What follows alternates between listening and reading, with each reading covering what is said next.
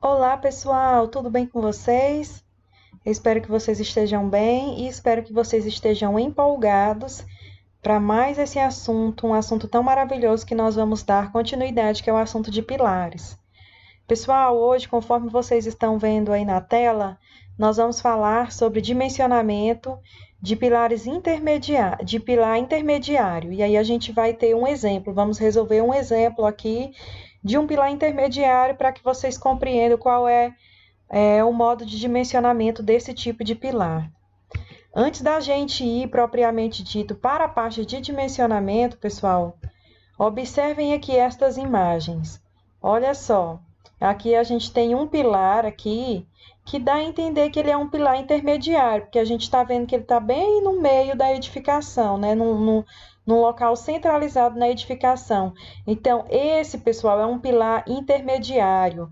E nós, como engenheiros que somos, temos que ter muito cuidado ao dimensionar um pilar intermediário, porque na maioria das vezes os pilares intermediários, por eles estarem configurados nessa região central da edificação, eles é que suportam o maior carregamento de toda a edificação. Então, eles são os pilares mais carregados da edificação.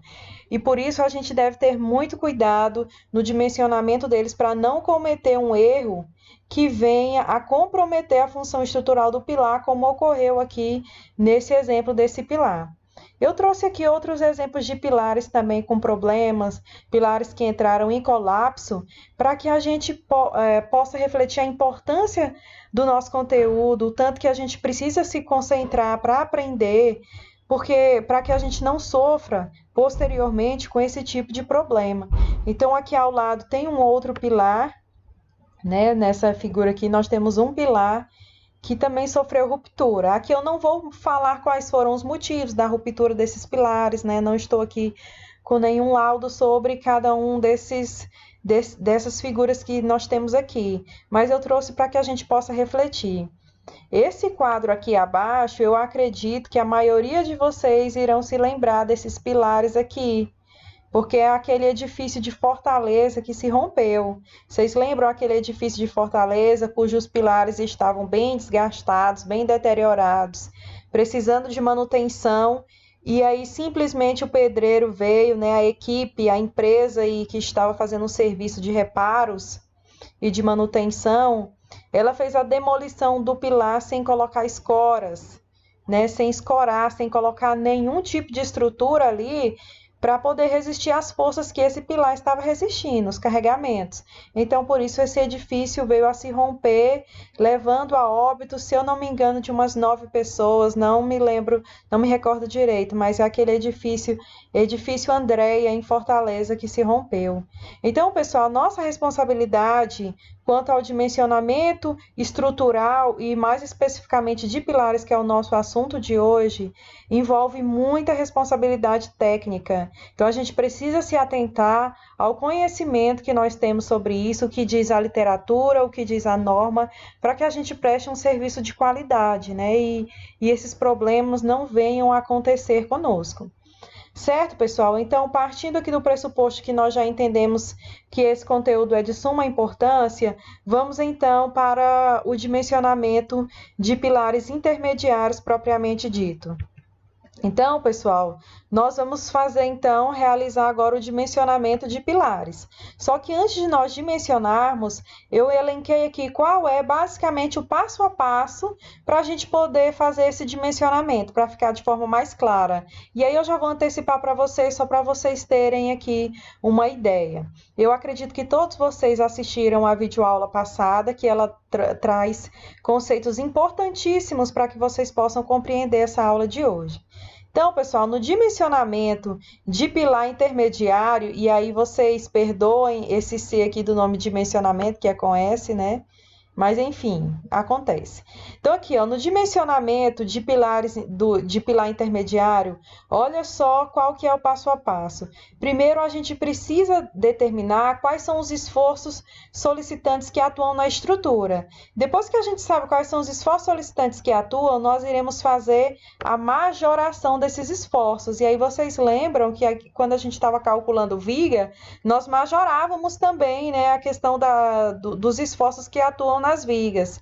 Nós fazíamos ali a majoração multiplicando por 1,4. Então, aqui da mesma forma, nós vamos ver qual é a solicitação de cálculo, a solicitação característica a qual o pilar está sendo solicitado, e a gente vai majorar multiplicando por 1,4. Depois disso, pessoal, nós vamos calcular o índice de esbeltez. A gente espera só um pouquinho que eu vou colocar aqui para carregar rapidinho, que aqui está descarregando. A gente continua a aula agorinha. Então, pessoal, continuando aqui, o próximo passo, que é esse passo B, nós vamos determinar aí qual é o índice de esbeltez. Também foi um conteúdo que já foi dito na aula passada, que vai expressar quanto que o meu pilar é esbelto, ou seja, qual que é a relação da altura dele em relação à sua seção transversal, né? E todo aquele conceito que vocês já aprenderam sobre índice de esbeltez. Então, aqui, o nosso segundo passo é calcular o índice de esbeltez. Após isso, nós vamos calcular aqui o que está aqui nesse ponto C, tá? Nós vamos calcular o momento fletor mínimo. Qual que é o momento fletor mínimo que eu devo considerar para esse pilar? Então, a gente vai fazer essa determinação do momento mínimo. E aí, pessoal, vocês lembrem que o pilar intermediário, que é o pilar que está no meio do vão e cujas vigas elas têm prolongamento, a carga, basicamente, a gente pode considerar que ela está no centro de gravidade da seção transversal. Porém, como eu falei para vocês também na aula passada, nós sempre teremos que considerar um momento, que nesse caso é o momento fletor mínimo. A gente não vai, de forma alguma, considerar que o pilar está apenas sofrendo efeitos de compressão, esforço de compressão. A gente também precisa considerar um momento fletor mínimo, de acordo com a NBR 6118 de 2014. Tá? Então, a gente precisa considerar esse momento fletor mínimo, mesmo para os casos em que, segundo a simplificação, a gente tem um carregamento centrado ali bem no ponto central da seção transversal, tá? No centro de gravidade. E aí, pessoal, dependendo do valor que nós encontrarmos aqui no índice de esbeltez, será ou não necessário calcular o momento de segunda ordem. Então, se eu tiver um pilar curto, ou seja, um pilar que o índice de esbeltez é menor do que 35, eu não preciso considerar os momentos locais de segunda ordem.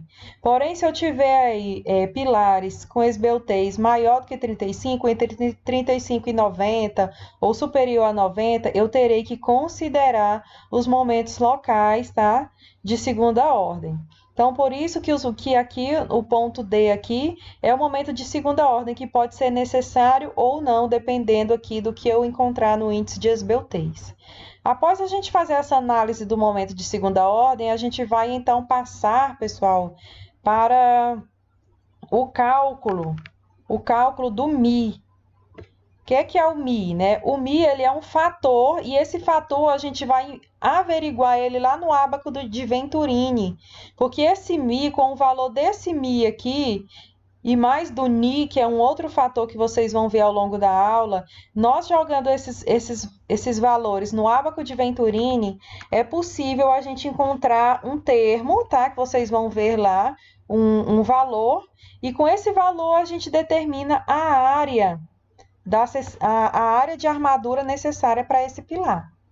Só que, pessoal, depois que a gente encontrar todos esses valores aqui, nós ainda vamos prosseguir, né, com uma análise que tem a finalidade de fazer uma ponderação aí no valor de momento que nós encontramos, tá? E esse tipo de cálculo é justamente esse aqui, ó. Cálculo pelo método do pilar padrão, que é justamente o que nós estamos adotando aqui. A gente inicia o cálculo adotando o método do pilar padrão. Quando chegar aqui no ponto F, a gente vai ter o cálculo do pilar padrão com a rigidez K aproximada. Então, a gente vai utilizar essa rigidez K aproximada para também estar fazendo a ponderação no momento. Pessoal, não precisam se preocupar agora com essas coisas que eu estou falando, que possivelmente vocês ainda não estão compreendendo. Eu estou só antecipando, mas vocês vão ver isso detalhadamente. E por fim, pessoal, nós vamos então fazer o detalhamento do pilar propriamente dito, né? Então, a gente já vai ter definido a área de aço desse pilar, já teremos aí feito também o dimensionamento dos estribos necessários e aí a gente faz então o detalhamento. Tudo isso nós vamos ver na nossa aula de hoje. E aí, pessoal, vamos prestar bastante atenção para que vocês possam então compreender esse conteúdo tão importante na vida acadêmica de vocês e até para o futuro profissional de vocês.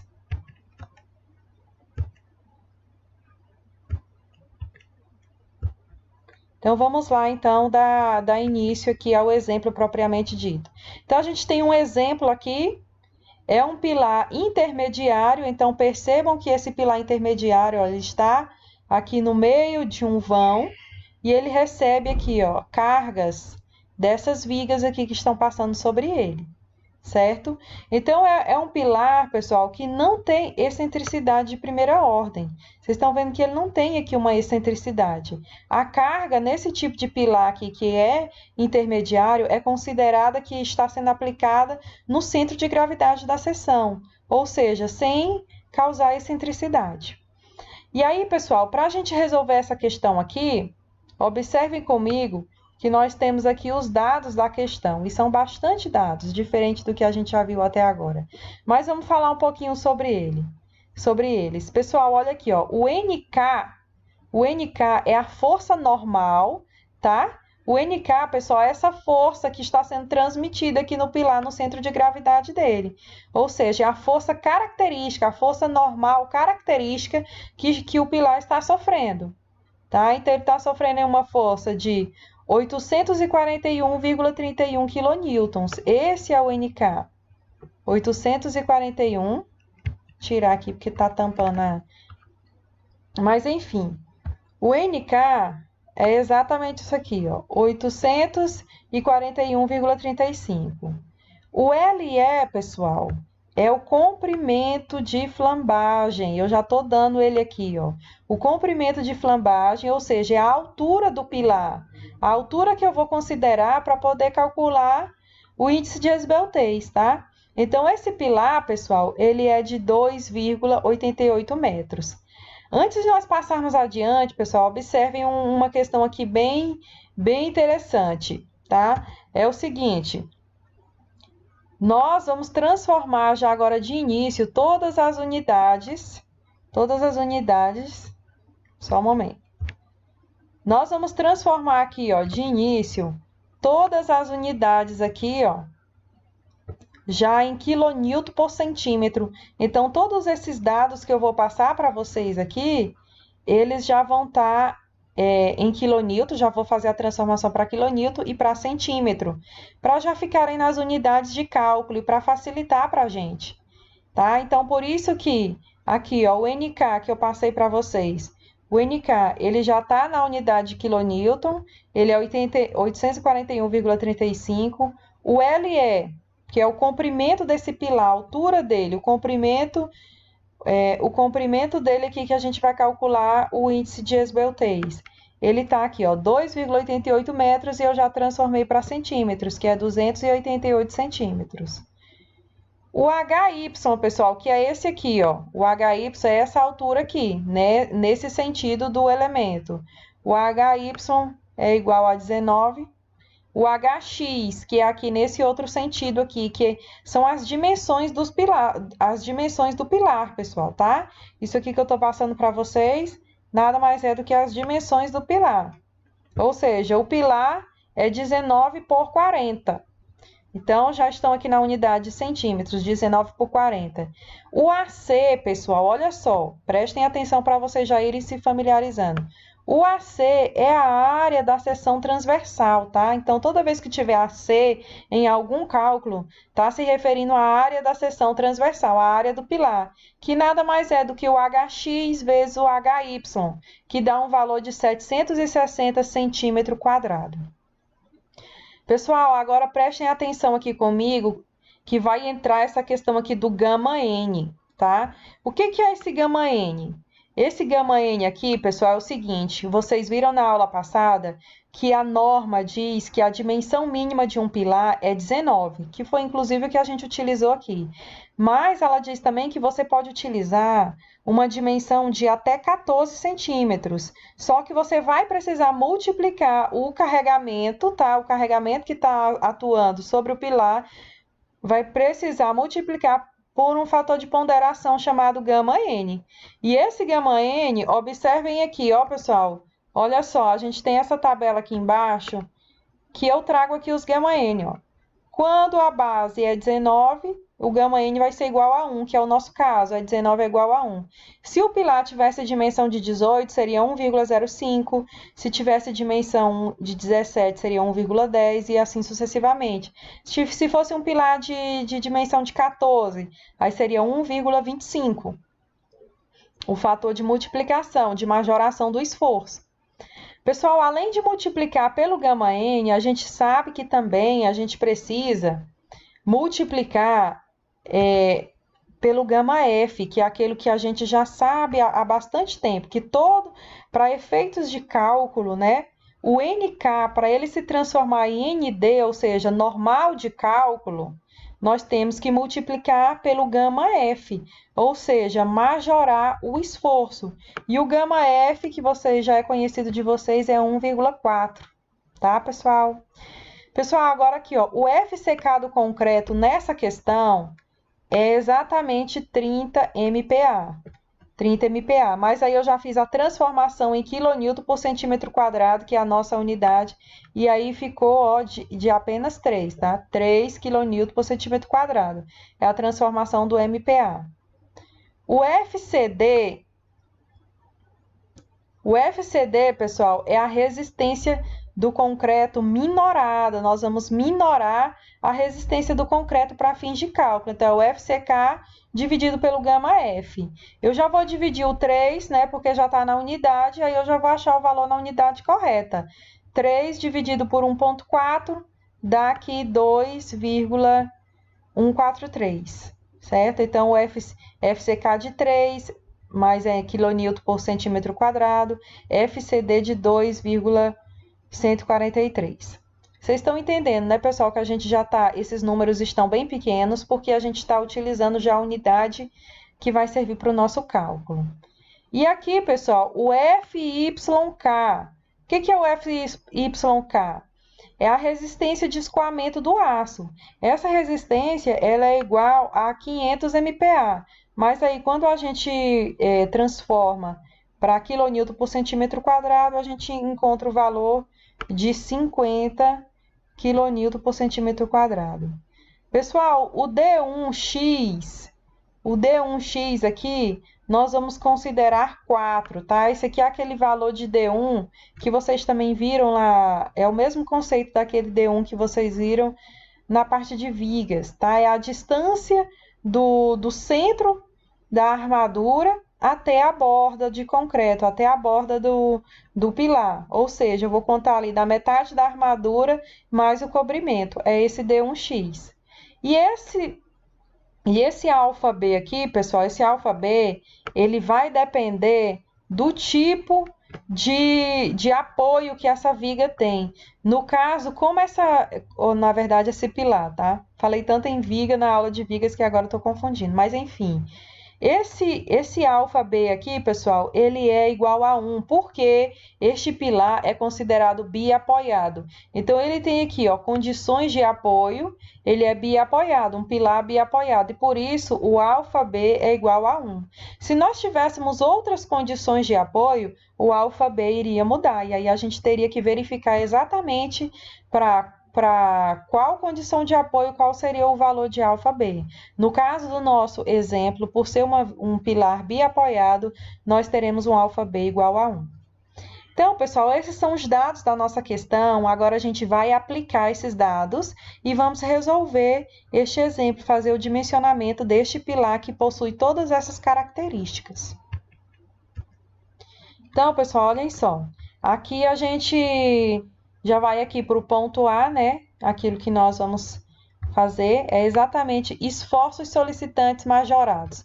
Vamos majorar, então, os esforços solicitantes. O ND, que é a força normal de cálculo, vai ser igual ao γN, né? Esse γN aqui, ele aumenta conforme você diminui aí a dimensão de 19 centímetros, como eu já falei, vezes o γF, que é o fator de majoração de 1,4, vezes o NK, que é o esforço normal característico. Então, pessoal, a gente tem aqui, ó, o γN é igual a 1, o γF é igual a 1,4 e o NK é 841,35. E aí, com isso, pessoal, a gente encontra um ND, tá? A gente encontra aí um ND no valor de 1.177,9. Então, é esse o esforço que eu vou considerar que está atuando sobre o pilar. Esse é o valor do esforço. Agora, pessoal, a gente vai calcular aqui, determinar o índice de esbeltez desse pilar. E aí a gente vai calcular uma esbeltez em X e uma esbeltez em Y, tá? Qual que é o índice de esbeltez ao longo do eixo X e ao longo do eixo Y desse pilar? E aí o cálculo é simples, ó, 3,46 vezes LE, que é o comprimento, a altura do pilar, dividido por HX, aquela alturinha em X da seção transversal. Substituindo, a gente tem aqui, ó, 3,46 vezes 288, porque já está em centímetros, dividido por 40, que é a altura em X. Nós encontramos o índice de esbeltez, ó, com o valor de 24,9. Tá? Então, a esbeltez ao longo do eixo X é 24,9. Determinando aqui para Y, pessoal, é o mesmo cálculo, vai mudar porque o HY é 19, tá? Então, é 19. Neste cálculo aqui, olha qual foi o valor que eu encontrei do índice de esbeltez aí ao longo do eixo Y. Encontrei o valor de 52,44. Pessoal, vocês sabem que quando o índice de esbeltez dá menor do que 35, eu não preciso considerar os efeitos locais de segunda ordem. Então, aqui ao longo do eixo X, eu não preciso considerar. Porém, aqui, ó, deu maior do que 35, esse índice de esbeltez em Y. Então, eu realmente, e aí tá aqui, ó, eu tenho que considerar os efeitos locais de segunda ordem aqui. De acordo com a norma, pessoal, tem uma forma de você verificar se eu posso desconsiderar esse efeito de segunda ordem no intervalo aí entre 35 e 90, tem lá um procedimento. Mas para efeitos de segurança, nós vamos considerar que neste cálculo nós vamos sim considerar os efeitos de segunda ordem, tá? Então, vamos dar prosseguimento. A gente vai, sim, considerar aqui os efeitos de segunda ordem. Agora, nós vamos aqui para o ponto C, né, da nossa análise, que é a determinação do momento fletor mínimo. Então, a gente vai fazer agora essa determinação do momento fletor mínimo. E aí, pessoal, aqui está a fórmula do momento fletor mínimo, que é o momento mínimo que deve ser considerado, mesmo em um pilar em que a carga está centrada. Mas mesmo assim, a gente tem que fazer o cálculo do momento mínimo. Então, ó, o momento de primeira ordem, esse 1 aqui significa primeira, o D significa ordem, tá? Momento de primeira ordem mínimo é igual ao ND, que multiplica 1,5 mais 0,03 vezes H. Então, pessoal, nós vamos primeiro fazer esse cálculo na direção X, tá? Então, a gente vai fazer para as duas direções, qual que é o momento mínimo, tanto na direção X quanto na direção Y. Aí, na direção X, a gente tem aqui, ó, que o momento de primeira ordem mínimo em X vai ser, aqui a gente já substitui, ó, o ND, 11.177,9, que multiplica 1,5 vezes 0,3 vezes 40, pessoal, porque é 40 a dimensão X, né? E aí a gente encontra um momento mínimo aí de primeira ordem ao longo do eixo X no valor de 3.180,3 kN vezes centímetros. E aí, pessoal, com o cálculo Com o cálculo aqui, ó, do momento mínimo, é possível eu determinar a excentricidade. Vocês se lembram bem desse termo, né, que foi abordado na aula passada. Qual é a excentricidade de primeira ordem mínima em x? Então, a gente consegue entender aqui, ó, que a excentricidade vai ser igual ao momento, isso aqui, ó, é o momento que você já achou, momento dividido por nd. E esse aqui é o nd, né? O ND, vou deixar só o N aqui. Então, se eu pegar o momento que eu encontrei de 3.180,3, que está aqui, e dividir pelo ND, que é 1.177,9, eu encontro a excentricidade mínima, ó, que deu exatamente 2,7 centímetros. E aí, inicialmente, agora, eu vou desconsiderar por ser um pilar intermediário. Por conta dele ser um pilar intermediário aqui, ó, e a carga está aqui no centro de gravidade, eu não irei considerar a excentricidade mínima, tá? Não vou considerar, vou desconsiderá-la. Mas se fosse um outro tipo de pilar e que eu encontrasse a excentricidade, eu teria que posicionar essa excentricidade, né? Seja ao longo do eixo X ou eixo Y. Da mesma forma, pessoal, aqui, ó, na direção Y, vamos calcular qual é o momento de primeira ordem mínimo ao longo do eixo Y. Então, momento de primeira ordem, a gente substitui aqui, é o mesmo cálculo, só que a gente vai colocar a dimensão de 19, que é a dimensão do eixo Y. E aí a gente encontra o valor de... A gente encontra aqui o valor do momento mínimo ao longo do eixo Y de 2.438,2 kN vezes centímetro. Da mesma forma, a gente faz aqui o cálculo da excentricidade de primeira ordem mínima ao longo do eixo Y, que nada mais é do que o momento que nós acabamos de encontrar, de 2.438,2, dividido pelo ND, que é a força normal de cálculo, que é 1.177,9. E aí eu encontro aqui, ó, a excentricidade ao longo do eixo Y é 2,07. Também vou desconsiderar, porque o pilar intermediário ele não vai ter excentricidade nem ao longo do eixo X, nem ao longo do eixo Y. Mas a excentricidade nós calculamos aqui para que vocês saibam como calcular uma excentricidade. Então, eu trouxe a título de informação para que vocês saibam, né, em que quando a gente for resolver outros pilares que serão necessários à excentricidade, vocês já sabem como determinar. Então, vamos lá, gente, dar continuidade. Então, aqui, olha só. Agora, pessoal, nós vamos calcular os momentos de segunda ordem. Nós já terminamos de calcular os momentos mínimos, né, que são exigidos, e agora a gente vai calcular o momento de segunda ordem. Só que esse momento de segunda ordem vai ser apenas no eixo Y, tá? Apenas em relação a Y. Porque, como vocês viram, quando nós calculamos a esbeltez do pilar, o índice de esbeltez, o índice de esbeltez ao longo do eixo X deu ok, deu abaixo de 35, é um pilar curto, né? E aí não precisa calcular o momento de segunda ordem para X. Só que para Y deu, se eu não me engano, 50 e alguma coisa, então a gente precisa calcular o momento de segunda ordem aí em relação ao eixo Y. E olha aqui, pessoal, vamos nos atentar ao que está escrito aqui nesse quadro azul, que diz o seguinte: o momento de segunda ordem será avaliado pelos métodos dos pilar padrão com curvatura aproximada. Gente, olha só, pelo método, tá? Vamos tirar esse S aqui, que esses S ficaram ruins.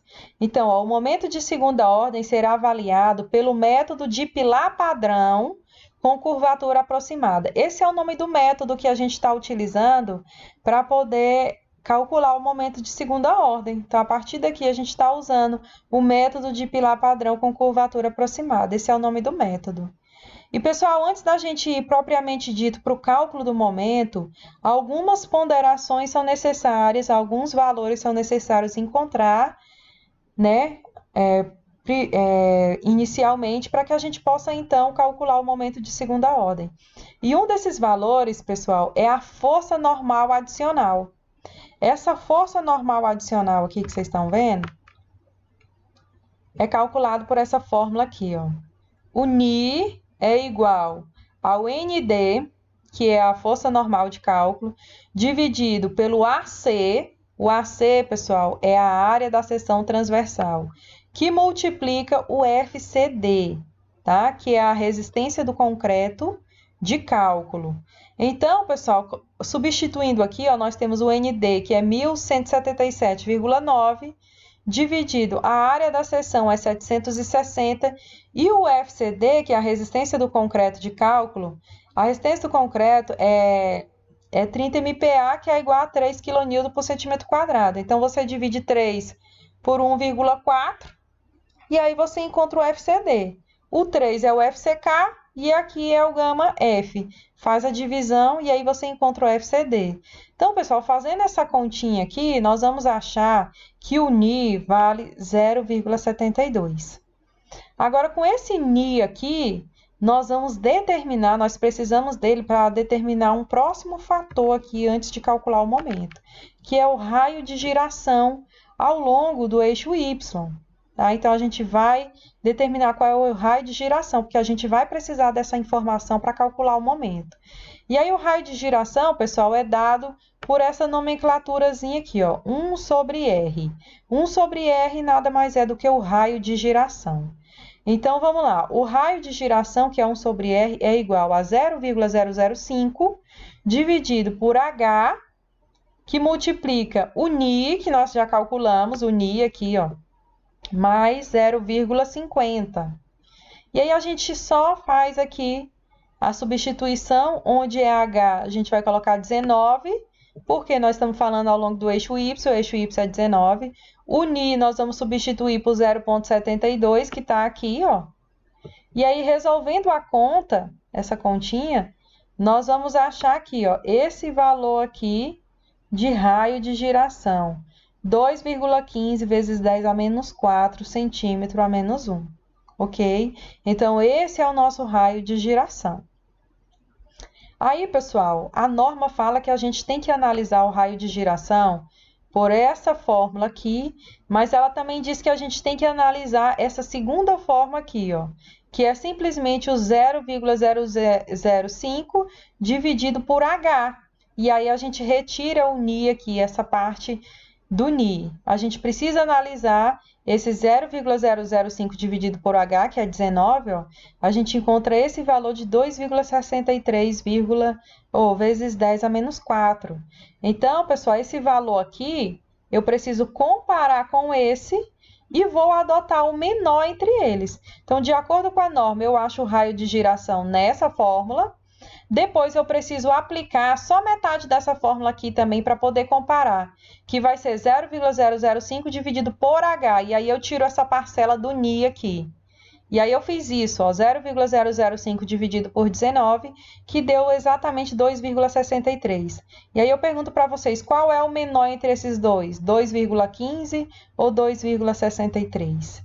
Então, a gente tem que o menor é o 2,15, por isso, nós usaremos o raio de giração, que é igual a 2,15 vezes 10 a menos 4. Então, nós vamos utilizar esse valor aqui do raio de giração, porque deu o menor entre esses dois. Caso esse aqui tivesse dado menor, nós iríamos utilizar esse. Mas não deu, então a gente não usa ele e usa esse aqui, certo? Então, pessoal, já está aqui, a gente já tem um raio de giração.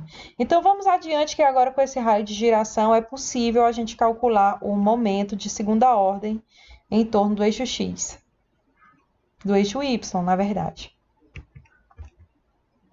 Então, vamos aqui, então, para o cálculo propriamente dito do momento. Só que, como vocês viram lá, no momento de primeira ordem, no momento mínimo, primeiro nós achamos o momento e com o momento nós determinamos as excentricidades, né? Vocês lembram que a gente primeiro determinou o valor do momento mínimo e com o valor do momento mínimo nós dividimos por ND e encontramos a excentricidade. Aqui no momento de segunda ordem é o oposto. Primeiro eu vou encontrar a excentricidade, tá? Primeiro eu vou encontrar a excentricidade para depois encontrar o momento. Então, aqui, ó, vamos lá para o cálculo da excentricidade de segunda ordem. E a fórmula, pessoal, é essa aqui, uma formulazinha bem simples. Excentricidade de segunda ordem, esse 2 é a segunda, tá? Excentricidade de segunda ordem em torno do eixo Y é igual ao comprimento do pilar LE, comprimento de flambagem, ao quadrado dividido por 10 vezes o I sobre R. Esse I sobre R é o raio de giração. Então, substituindo, pessoal, eu tenho um comprimento de 288 ao quadrado dividido por 10 vezes o raio de giração que nós acabamos de adotar, que é o 2,15 vezes 10 a menos 4. Com isso, eu encontro uma excentricidade de segunda ordem no valor de 1,78 centímetros. Olha aqui a excentricidade de segunda ordem que eu encontrei. Agora, pessoal, com essa excentricidade, eu vou calcular o momento. Então, essa fórmula que vocês estão vendo aqui é a fórmula para encontrar o momento de segunda ordem. Só que essa aqui, pessoal, é o momento total, tá? Eu vou encontrar, então, o momento total que está agindo em torno do eixo Y. E esse momento total vai envolver tanto o momento mínimo quanto o momento de segunda ordem. Depois, se eu quiser achar qual era o momento só de segunda ordem, eu posso fazer a subtração. Mas vamos, então, para achar o momento total. Olha só, momento de cálculo, né? Momento de segunda ordem total, na verdade é o momento total, nem é só o de segunda ordem que a gente tem aqui, é o momento de cálculo mesmo. Momento de cálculo total ao longo do eixo Y vai ser igual, olha só, ∝b vezes o momento de primeira ordem mínimo em Y, mais o ND, que é a força normal de cálculo, vezes a excentricidade de segunda ordem em torno do eixo Y, que nós achamos aqui. Agora, pessoal, nós vamos aqui partir para essa parte aqui da equação para substituir, né, os valores aqui nessa equação. Então, o momento de cálculo aqui total em torno do eixo Y, esse momento total, como eu falei para vocês, envolve tanto o momento de primeira ordem quanto de segunda. Envolve tanto o momento mínimo, que no caso a gente tem momento mínimo, né? Quanto o momento de segunda ordem. Então, aqui, ó, o ∝b eu dei lá no início nos dados da questão, é igual a 1. O momento mínimo, né, de primeira ordem aqui em torno do eixo Y é 2.438,2. E aí já substituí. Mais o ND que a gente já achou ali atrás, 1.177,9. E aí a gente tem aqui, ó, vezes a excentricidade, o E2, a excentricidade de segunda ordem Y. Você pode, aí no seu caderno, já colocar direto 1,78. Mas aqui eu coloquei a fórmula todinha, ó, tá? Então, foi colocada essa fórmula aqui, ó, 2,88 ao quadrado, dividido por 10 vezes 2,15. Mas você já pode jogar direto aqui, já substituir com 1,78, que também dá certo. Então, pessoal, resolvendo isso aqui, olha só qual foi o valor que a gente encontrou. Nós achamos que no eixo Y existe um momento total de 4.540 kN vezes centímetro. Esse é o momento total ao longo do eixo Y. Não é só o momento de segunda ordem. Nós vamos já descobrir qual é o momento de segunda ordem. Para a gente descobrir qual é o momento de segunda ordem, é só pegar esse momento total aqui e subtrair o momento mínimo. Aí você vai ter o momento de segunda ordem, que é o que a gente vai ver agora, olha só. Então, pessoal, vamos lá então, ó. Nós temos aqui, esse aqui é o momento total, e esse outro aqui ao lado, ó, é o momento mínimo. Agora a gente vai ver qual que é o momento de segunda ordem especificamente. Então, aqui, ó, a gente pode ver, então, que o momento de segunda ordem máximo em torno do eixo Y vai ser igual ao momento de cálculo total menos o momento mínimo lá de primeira ordem, ou seja, 4.540, que nós achamos que era o momento total em torno do eixo Y, menos o momento mínimo em torno do eixo Y, que é 2.438,2. E aí a gente encontra, pessoal, um momento de segunda ordem nesse valor aqui, de 2.102 kN por centímetro. Esse que é o valor do momento apenas de segunda ordem. E aqui nesse gráfico que vocês estão vendo na tela, vai ficar bastante explicado para vocês, tá? Então, olha só, aqui a gente tem o pilar biapoiado. Aqui na direção X, nós temos o momento mínimo, né, em torno do eixo X. E esse momento mínimo que nós calculamos, nós achamos esse valor aqui, ó, de 3.180. Aí depois, ó, na direção Y, nós temos o momento mínimo na direção Y, que é esse valor aqui, ó, de 2.438, que é justamente esse aqui que a gente fez a subtração. E a gente tem aqui o momento máximo em torno do eixo Y, o momento de segunda ordem, o momento máximo. E a gente tem ele nesse valor aqui, ó, de 2.102 kN vezes centímetro. Então, esse é o momento máximo de segunda ordem aqui em torno do eixo Y. Então, isso significa, pessoal, que esse pilar aqui, para efeitos de cálculo, nós vamos considerar que ele está sujeito a todos esses momentos aqui. Momento na direção X mínimo, momento na direção Y mínimo e momento na direção Y de segunda ordem. Certo, pessoal? Então, vamos adiante. Então, gente, só para que a gente também possa compreender um pouco mais, para efeitos de cálculo, a gente sabe que a seção do pilar ela é retangular e ela está aqui com a carga no centro de gravidade. Nós calculamos lá mais atrás, quando a gente estava determinando o momento mínimo, nós calculamos aqui, ó, uma excentricidade ao longo do eixo X, ó, que é essa aqui de 2,70. Nós calculamos lá, no momento que a gente calculou o momento mínimo, que inclusive eu falei que era uma excentricidade que a gente desconsidera. Mas seria mais ou menos dessa forma aqui a posição dela. Ó, ao longo do eixo X, ela estaria afastada 2,70. Nós calculamos também, pessoal, aqui, agora aqui nesse outro aqui, ó. Nesse outro caso, para analisar o Y. Isso aqui é ao longo do eixo X, tá? Então, isso aqui ao longo do eixo X, nós tivemos essa excentricidade de 2,70. Agora, nessa outra figura aqui, é ao longo do eixo Y. Lá nós tivemos também, calculando a excentricidade mínima, lá no momento mínimo, nós calculamos uma de 2,07. Então, seria nesse local aqui, ó, essa excentricidade. E nós também calculamos uma excentricidade de segunda ordem, que foi 1,78. Nós também calculamos a excentricidade quando estávamos calculando o momento de segunda ordem. Então, pessoal, a excentricidade ao longo do eixo Y nessa questão seria a soma das duas, tanto da excentricidade encontrada, né, lá na determinação do momento mínimo, quanto a excentricidade de segunda ordem de 1,78.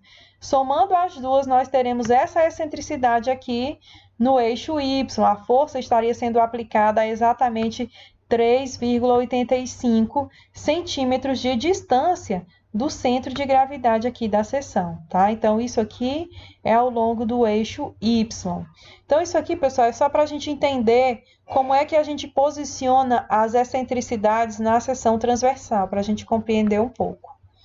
Mas, então, vamos prosseguir. Agora, pessoal, a gente vai, então, refletir um pouco sobre o cálculo do μ. O μ é um fator que nós iremos utilizar para ir ao ábaco de Venturini para determinar a área da seção transversal. A área, me desculpa, não é a área da seção transversal, a área de aço do pilar. Então, é isso, pessoal. Cálculo do μ, para que a gente possa ir lá nos ábacos de Venturini, para determinar exatamente a área de aço do pilar. E aí eu vou mostrar para vocês o que é o ábaco de Venturini, inclusive vou disponibilizar para vocês, para que vocês possam também ter acesso a esse material. Então, olha só, como é que a gente calcula o μ? O μ, eu vou calcular o μ ao longo do eixo X e o μ ao longo do eixo Y. A forma é, olha só, momento de cálculo total ao longo do eixo X, dividido por Hx vezes a área da seção vezes o FCD. Aqui, pessoal, já substituí, ó, o momento total ao longo do eixo X é o momento mínimo, porque só tem um momento mínimo ao longo do eixo X, ou seja, 3.180,3. O Hx é a altura da seção transversal em x, que é 40, a área é 760, e o FCD é 3 dividido por 1,4. Então, eu achei um μ de 0,05. Já aqui, pessoal, o μ em y é a mesma fórmula, só que a gente vai mudar aqui, ó, porque agora é o HY, então vou utilizar o 19. E aí eu encontro um μ de 0,146. Com isso, pessoal, olha só aqui embaixo, ó. Escolha do ábaco.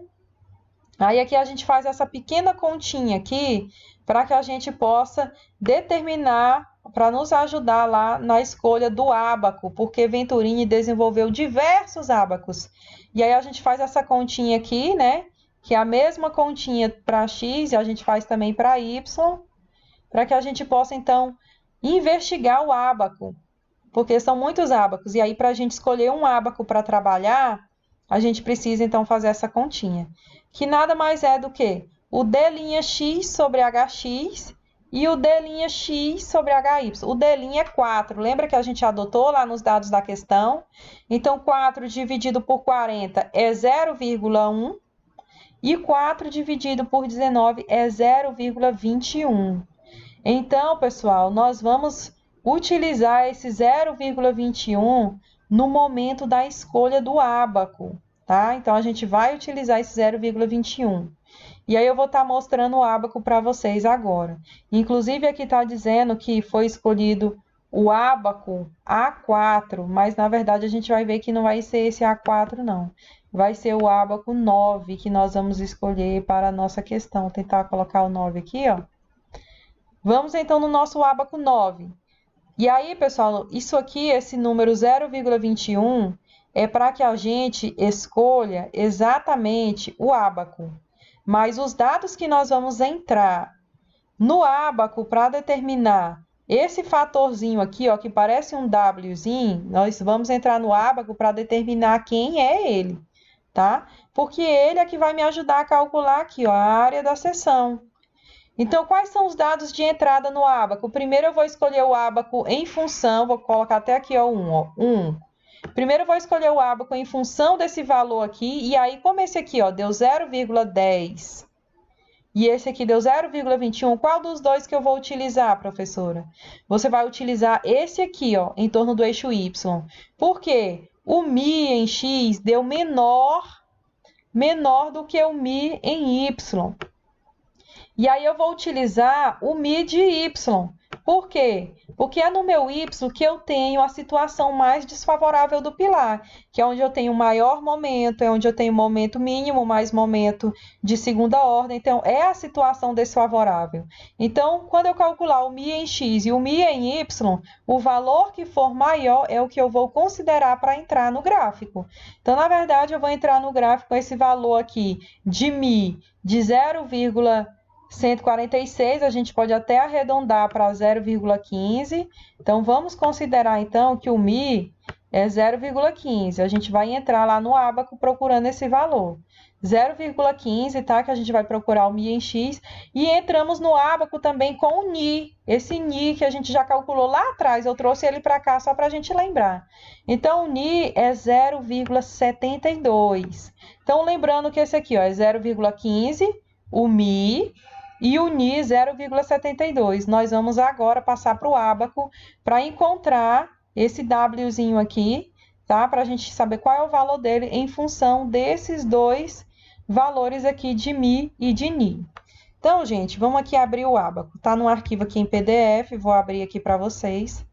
Então, tá aqui, olha só. Vocês lembrem que o D dividido por H, que foi o D era 4, e dividido por H, que era 19, lá a gente achou 0,21. Então, pessoal, aqui, ó, esse aqui são vários ábacos que tem aqui de Venturini, tá? Então, aqui ele fez vários ábacos, elaborou vários ábacos para a gente poder trabalhar com eles. E aí a gente vai escolher para nossa análise, você tem que olhar essa figurinha aqui e escolher. No caso, como eu quero disponibilizar aqui a minha armadura, ó, eu quero que a configuração do meu pilar fique assim, ó, 3 armaduras de um lado, 3 armaduras de outro, eu posso escolher esse ábaco aqui. Tem vários tipos de configuração aqui, ó, que vocês vão ver. Se eu quiser um com 4 armaduras de um lado, 4 do outro, só que aqui eu preciso analisar, ó, que o D sobre H deu 0,5. Mas se eu quiser que seja 4, 4, aqui também tem outras simulações, ó. Quando dá 1, olha o formato. Tá, pessoal? Então, vocês basicamente vão procurar o 0.2 de acordo com a configuração do pilar que vocês querem. No caso do exercício que eu estou fazendo com vocês, eu escolhi o ábaco 9, que é esse ábaco aqui. Então, aqui, ó, escolhi o ábaco 9, escolhi o ábaco A9, o D' sobre H deu 0,2, que é bem próximo ao 0,21, e eu quero exatamente 6 barras nesse pilar, dispostas dessa maneira aqui. Então, se eu quero, eu escolhi esse ábaco. Agora, vamos lá, pessoal, para a gente ver exatamente quais são, como é que a gente vai aplicar os dados de entrada aqui para descobrir esse valorzinho aqui desse Wzinho, tá? Então, vamos lá. É o seguinte, vamos entender aqui como é que é o ábaco de Venturini. Olhem só, aqui no ábaco de Venturini, nós temos, pessoal, vou até riscar bastante aqui para vocês entenderem, depois eu apago. Nessa linha aqui, ó, vocês estão vendo nessa linha aqui, que eu vou fazer só até aqui. Aí temos o valor 0,1, 0,2, 0,3, 0,4. É a linha do Mi. Ó aqui o Mi, ó. É a linha do Mi. Então, é aqui que eu vou procurar o valor de Mi. E o valor de Mi que a gente encontrou lá, a gente vai cruzar ele com o valor de Ni. E qual que é o valor de Ni? Pessoal, o valor de Ni é esse aqui, ó. É esse valor que está aqui, ó. Nessa parte aqui do ábaco, aqui é o Ni. Então, o Ni, ele está justamente nessa linha. Então, a gente tem aqui, ó, o Ni pelo Mi. O Mi está ao longo do eixo X e o Ni está ao longo do eixo Y. A gente vai ter que traçar um ponto aqui, ó, tá? Isso aqui é ilustrativo. A gente vai ter que encontrar o ponto. Quando a gente encontrar esse ponto, a gente cruza aqui, ó, com essa linha que dá esses Ws. Por exemplo, aqui, ó, 0,0, 0,1, 0,2, 0,3, 0,4, 0,5 aqui, ó, e aqui é 0,6. Então, aqui onde eu coloquei, mais ou menos nesse ponto, seria 0,55. Entendeu? Então, é isso que vocês vão fazer. Vão pegar o valor de Mi, traçar uma reta, pegar o valor de Ni aqui nessa outra coluna, traçar uma reta, e aí comparar isso aqui, ó. Se a reta der nesse trecho aqui, vocês vão comparar qual é o valor do W nesse trecho aqui. Então, vamos lá, ver exatamente qual é o valor de Mi e de Ni. Então, vamos relembrar aqui, ó, que o valor de Mi é 0,15 e o valor de Ni é 0,72. Então, vamos lá, 0,15 em Mi. 0,15 em Mi. Então, vou procurar aqui o 0,15. A gente tem aqui, ó, 0,1 e 0,2. O 0,15 está mais ou menos aqui nessa linha, olha só. Só vou deixar a bolinha para vocês saberem. Então, é 0,14, então vai estar mais ou menos por aqui assim, ó. 0,14 alguma coisa, né? Então, vamos deixar mais ou menos aqui assim, ó. Essa outra bolinha aqui do lado, porque não é 15 exato. E vai até 0,7. 0,72, que é o que deu lá no Ni. Tá? Então, o Mi aqui. O Mi é 0,15. E aí, eu teria que subir com a caneta aqui, né? Uma linha reta. E o outro é 0,72. Espera aí, deixa eu ver aqui exatamente qual que é o outro aqui. É 0,72. É isso, tô certo. Então, gente, vamos lá então para ver exatamente qual é o valor. Então, a gente tem aqui, ó, um valor de 0,14 por aqui assim, e o 0,72 aqui, ó, 0,6, 0,7, 0,72, tá por aqui assim, né? Então, a gente teria que cruzar essas duas linhas aqui para a gente poder saber onde é que dá esse W. Então, a gente coloca aqui, ó, cruza aqui os dois, vai dar mais ou menos aqui assim, tá? Ó. Então, é o ponto em comum que tem os dois. E aí, eu teria que ver aqui exatamente onde que essa linha vai dar, tá? Então, olha só, eu tenho aqui, ó, 0,30. Então, vamos considerar aqui, ó, 0,40, 0,50, 0,60. Vamos considerar que deu aqui no 0,40, tá? Que é essa linha aqui, ó. Que aqui, ó, o Wzinho deu 0,30. Então, aqui a gente vai considerar que ele está no 0,40. Beleza, pessoal? Espero que vocês tenham compreendido essa parte do ábaco. Agora, a gente vai dar prosseguimento, considerando que ele é 0,40. Que foi exatamente o que eu já fiz aqui, ó. Eu considerei que ele é 0,40. Já trouxe para cá nesse valor. Então, gente, vamos então continuar. Então, aqui, ó, calcularemos a área de aço baseado no maior valor do W. Então, o W aqui foi 0,40 que nós encontramos. Se a gente fosse procurar com 0,015, ia dar um valor menor. Então, nem adianta a gente procurar com μx, porque o valor maior é o que a gente encontrou com μy e é exatamente de 0,40. Nós vamos utilizar esse valor de 0,40 para entrar, então, para achar a área de aço. Então, pessoal, a área de aço é dada por essa fórmula. A área de aço é igual ao W vezes o AC vezes o FCD dividido pelo FYD. Então, o W é o 0,40, a área da seção 760, o FCD é 30 dividido por 1,3 dividido por 1,4 e o FYD, que é a resistência do aço de cálculo, nós temos que minorar a resistência. Então, vai ser 50 dividido por 1,15. Aí, a gente encontra uma área de aço de 14,9 centímetros quadrados. Então, pessoal, nós encontramos essa área de aço para o pilar. Mas o exercício não acaba aqui. Ainda existe um fator de ponderação que a gente pode utilizar para minorar um pouco mais essa área de aço, né? Para a gente ter um valor mais próximo ao real, que essa área de aço, digamos assim, é muito grande. Então, existe um cálculo que você faz para ponderar um pouco mais essa área de aço. E aí, a gente vai aprender ele agora. Parece complexo, mas não é. Bem simples. É uma aplicação de uma fórmula bem simples e vocês vão ver que a gente vai conseguir minorar um pouco mais essa área de aço. E é exatamente isso aqui, ó, fazendo isso aqui.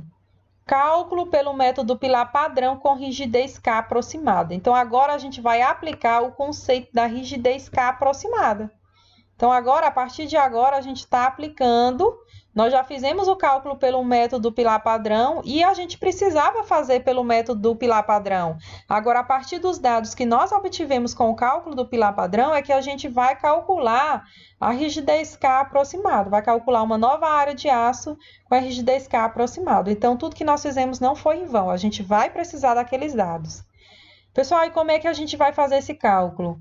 Olhem aqui no final que esse cálculo, pessoal, nada mais é do que uma equação de segundo grau que vocês viram lá no ginásio, no ensino médio, que vocês já viram aí ao longo de toda a vida estudantil de vocês. Então, é uma equação do segundo grau.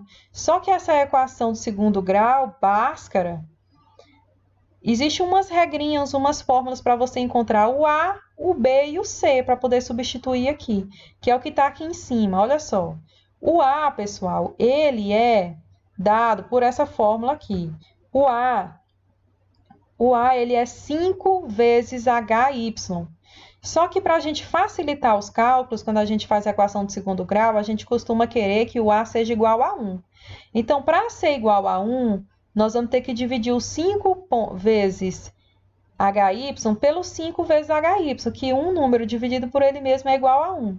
Só que para a gente fazer isso aqui nessa conta, no A, nós vamos ter que fazer isso para todos os outros fatores, tanto para o B quanto para o C, nós vamos ter que dividir tudo por 5 vezes HY, certo? Isso aqui é para a gente tornar o cálculo mais fácil. Então, o A ele vai ser igual a 1, porque ele é 5 vezes HY dividido por 5 vezes HY, ele é igual a 1. O B, pessoal, a gente já tem aqui uma formulazinha um pouquinho maior, mas também não é complexa, é simples.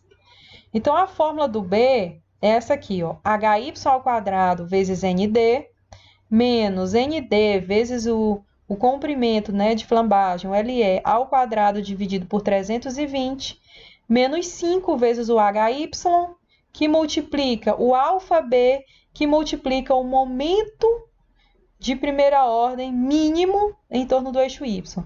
Tudo isso dividido por quem? Pelo mesmo fator que dividiu aqui, ó, 5 vezes HY, que eu já até substituí por 19, que a altura Y é 19. Aqui mais à frente, eu fiz toda a substituição.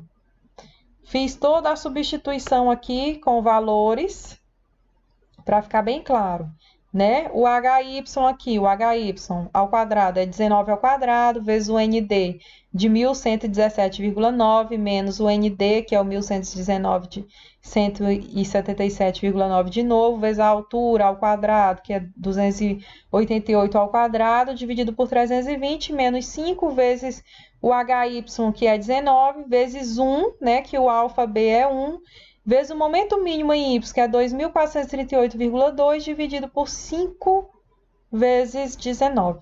Pessoal, isso aqui é bem simples de colocar na calculadora. Parece difícil, mas você coloca na calculadora, rapidinho, você vai encontrar que o fator B é exatamente isso aqui, ó, menos 1.176. Então, o A é 1, o B é menos 1.176 e agora o C, né? O C a gente tá com ele aqui, ó. O C tá aqui, a gente vai então ver exatamente como é que a gente faz ele. Vou dar uma minimizada, uma maximizada na tela. Então vamos lá, ó. Olha só, o C é esse aqui. Opa. Vamos então aqui no C. O C é esse valor aqui, ó. O C é menos ND vezes o HY ao quadrado, vezes o alfa B, vezes o momento mínimo ao longo do eixo Y. Substituindo isso tudo dividido por 5 vezes o HY, que é isso aqui, ó. A gente repetiu no A, teve que repetir em todos, né? Então, aqui, ó, fiz a substituição por valores que vocês já sabem. Como é que é, quais são esses valores. E achei, pessoal, um valor de C, olha só, foi um valor grande, mas tá ok, é isso mesmo. Menos 10.913.431,96. Esse é o valor C. Agora, pessoal, para achar o momento em D, o momento de cálculo total, né, em Y, considerando, ó, o K tá aqui, ó, considerando a rigidez K, que vai ser diferente daquele outro momento total, tá? Esse aqui é o momento total que considera a rigidez K. Ele vai ser dado pela Bhaskara aqui, ó. Você pode jogar direto na calculadora, coloca aqui no B, esse valor aqui de menos 17,76. Aí aqui, pessoal, é mais, tá? Não é questão de mais ou menos, aqui é apenas mais, que a gente está interessado apenas na parte que soma. Aí repete o B aqui ao quadrado, menos o 4 vezes 1, vezes C, que é o C, esse valor aqui enorme. Divide por 2 que você vai achar facinho isso aqui, ó. É só colocar na calculadora, bem simples. Você vai achar o valor do novo momento, que é 3.943,5. Então, pessoal, vamos comparar aqui esse momento em K com o outro momento lá total em Y. Então, esse aqui deu 3.000, vamos arredondar aqui para 3.900. Vamos ver quanto foi que deu o outro. Se esse deu 3.900, deixa eu procurar aqui o outro rapidinho. Esse aqui tinha dado, olha só, pessoal. Esse aqui tinha dado 4.540. E lá a gente tem 3.900. Então, a gente conseguiu diminuir uma boa parte utilizando lá o fator K, certo? Então, vamos para lá. Se a gente conseguiu diminuir o momento, fazer uma ponderação no momento, significa que a gente vai conseguir ter uma área de armadura menor, porque o momento deu uma reduzida lá de 4.500 para 3.900, né, aqui. Então, vamos lá, com esse novo momento aqui que a gente achou pela rigidez K aproximada, vamos calcular a nova área de aço. E aí, pessoal, é o seguinte, nós temos aqui, ó, cálculo pelo método pilar padrão com a rigidez K aproximada. Agora, a gente vai achar o Mi aqui, ó, o Mi Y, o K, então, com o K, que nós determinamos. E esse Mi, pessoal, vai ser o seguinte, é a mesma fórmula, só que a gente vai ter que utilizar o momento total da rigidez K, ok? E aí, a gente tem aqui, ó, HYAC e FCD. Isso é para achar o Mi em Y agora com a rigidez K. E a gente achou o valor de 0,13 de Mi. Lá a gente tinha achado no outro 0,47, quase 0,15. E agora a gente achou 0,13. Nós vamos ter que, com esse 0,13 e aquele 0,72 do Ni, encontrar agora o novo Wzinho aqui, ó, o novo WK, né, WYK, que a gente vai procurar lá na tabela. Vamos fazer isso mais uma vez? Então, vamos lá. Os dados de entrada é 0,13 em Mi e continua sendo 0,72 em Ni. Então, vamos aqui para a planilha. Olha só. Vamos colocar aqui, ó, 0,13, né? Então, tá aqui, ó. Aqui vai ser 0,1. O 0,13 vai estar onde mais ou menos? Aqui é 0,15. 0,13 vai estar por aqui assim, né? Vamos colocar aqui. E o 0,72 tá aqui assim. Então, cruzando os dois, nós vamos ter mais ou menos isso aqui. Nós vamos ter mais ou menos aqui assim, né? Que é o 30, ó. Ok? Então, pegando aqui do 7,2 com o 13. Então, isso aqui é muito pessoal, pessoal. Vocês vão ver aí nos diagramas de vocês. Eu utilizei esse aqui, ó, de 0,30. Então, vamos voltar lá e continuar o cálculo.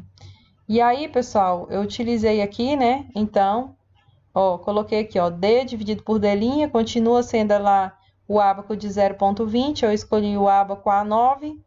E para esse ábaco A9, eu achei o WYK de 0,30, que é o que a gente acabou de encontrar lá.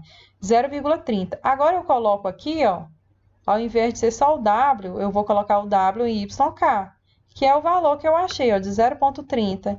E o restante da fórmula da área da seção é a mesma. A área da seção, vezes o FCD, vezes o FYD.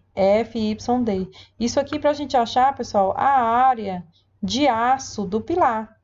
E agora sim, ó, eu faço os cálculos e achei uma área de 12,2.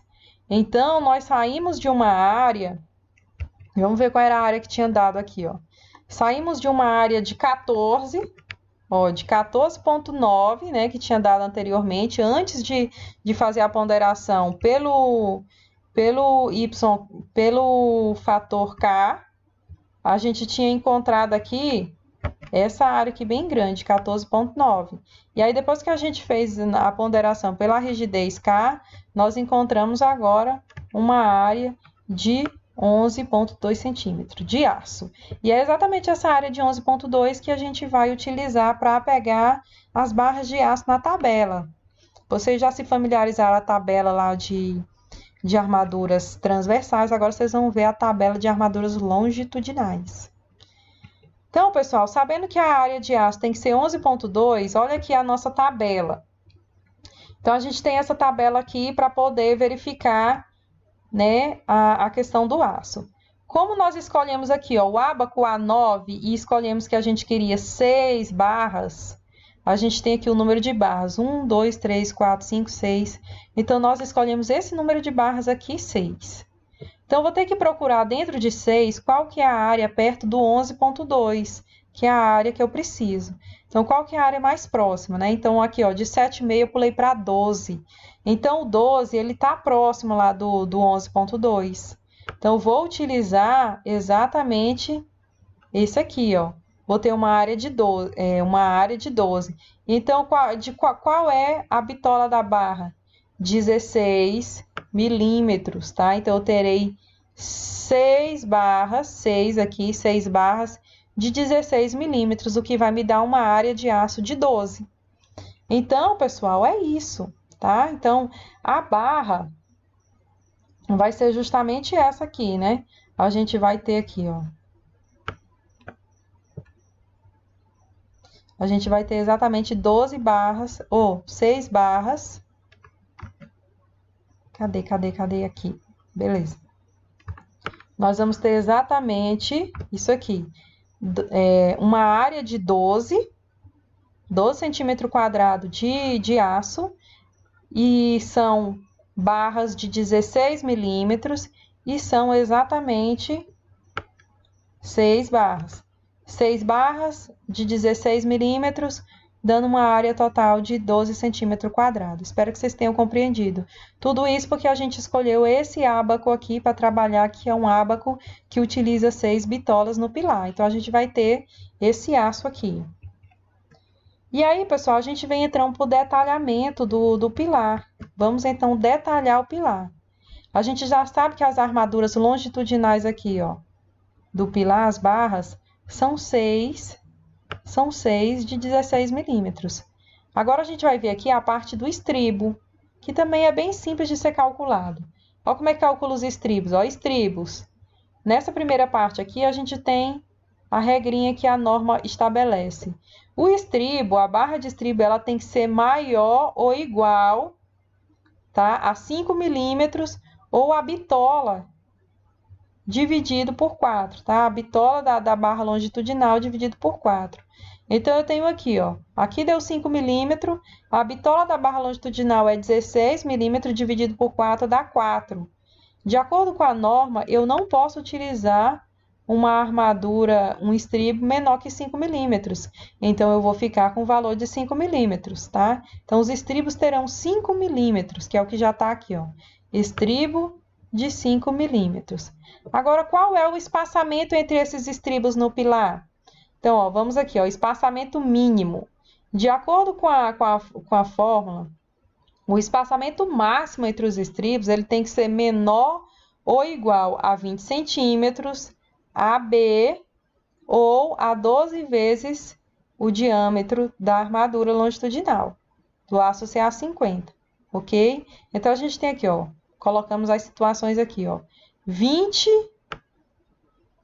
centímetros, 19, que é a AB, né, a base, menor lado, e aqui 12 vezes 1,6, que aí é a barra de 16 milímetros, passando para centímetro, fica 1,6. A gente encontra aqui 19,2 centímetros. Então, a gente vai utilizar o 19, porque o 19 é o menor valor entre esses aqui. A gente utiliza o menor, tá? O espaçamento máximo utiliza o menor valor entre esses três. Então, a gente vai ter um espaçamento aqui de 19 centímetros entre os estribos. Então, a gente tem estribos de 5 milímetros com espaçamento de 19 centímetros ao longo de todo o pilar. Aqui a gente tem um detalhe construtivo do estribo. E aqui a gente tem um grampo. Esse grampo aqui é para evitar a flambagem das barras. E o grampo ele tem que ter a dimensão mínima de 5 milímetros. Então, pessoal, é só isso mesmo, tá?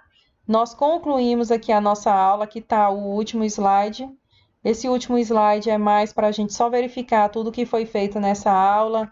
Nessa aula, nós dimensionamos um pilar intermediário, fizemos aí o cálculo da solicitação majorada, do índice de esbeltez, do momento fletor mínimo, dos momentos de segunda ordem, quando foram necessários, o cálculo do Mi, para a gente olhar lá no ábaco de Venturini. Nós fizemos também o cálculo pelo método do pilar padrão com rigidez K aproximada, para a gente diminuir aí o valor do momento e ter uma área de aço menor. E fizemos o detalhamento do pilar nesta aula. Eu espero que vocês tenham compreendido, pessoal, tudo que foi dito. E como vocês sabem, eu sempre estou à disposição de vocês para esclarecimentos. Eu vou estar postando, junto com essa aula, uma atividade no SEI para vocês praticarem esse conteúdo novo. E eu desejo que vocês tenham um ótimo estudo. Qualquer coisa é só me procurar. Até mais, pessoal. Até a próxima aula.